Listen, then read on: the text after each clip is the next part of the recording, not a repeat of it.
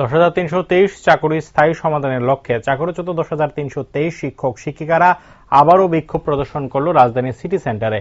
পরবর্তী সময়ে একটি মিছিল রাজধানীর বিভিন্ন পথ পরিক্রমা করে। মূলত তাদের অভিযোগ, এই পর্যন্ত প্রায় 106 জন চাকরিচ্যুত শিক্ষক বিভিন্ন কারণে প্রয়াত হয়েছেন।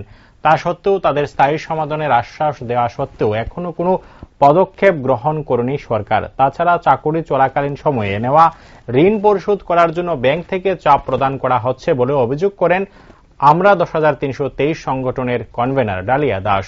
এই বিষয়গুলোর প্রতিবাদ জানিয়ে গোটা রাজ্যে সদর সহ 23টি মহকুমায় চাকরিচ্যুত শিক্ষক শিক্ষিকাদের ডেপুটেশন কর্মসূচি অব্যাহত রয়েছে বলে সংগঠনের পক্ষ থেকে জানানো হয়। অন্যদিকে চাকরিচ্যুত শিক্ষক শিক্ষিকাদের বক্তব্য, উপমুখ্যমন্ত্রী এবং শিক্ষা দপ্তরের কাছে ডেপুটেশন দেওয়ার জন্য সময় চাওয়া হলেও বিভিন্ন কারণে তাদেরকে সময় দেওয়া হয়নি। ঘোষণা অনুযায়ী আজকে পশ্চিম জেলা ভিত্তিক এবং সঙ্গে বিশালগড়, সদর, ডুকলি এবং জিরানিয়া, মোহনপুর এবং উদয়পুর এবং বিশালগড় খোয়াই মিলিয়ে আমরা কয়েকজন মুষ্টিমেয় 4-5 জন করে এসে আমরা আজকে কোভিড বিধি মেনে আমরা আজকে আমাদের কর্মসূচি পূর্ব নির্ধারিত ঘোষণা অনুযায়ী পালন করতে এসেছি।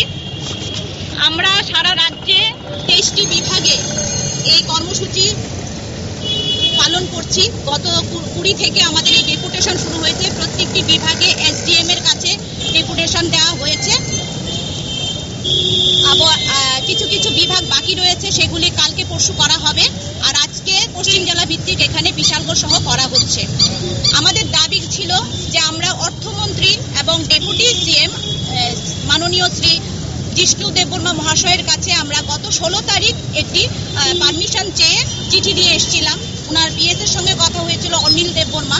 ওনাকে কয়েকবার ফোন করার পরও আমরা কোনো সদুত্তর পাইনি। আজকে আবার ফোন করেছি, বলেছেন উনি অসুস্থ, উনি দেখা করবেন না এবং পিও অসুস্থ এবং ওনারা অফিসেই কেউ নেই, দেখা করবেন না।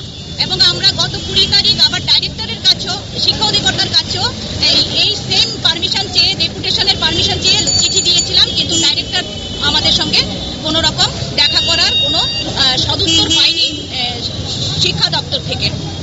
এখন আমরা 10,323 শিক্ষকরা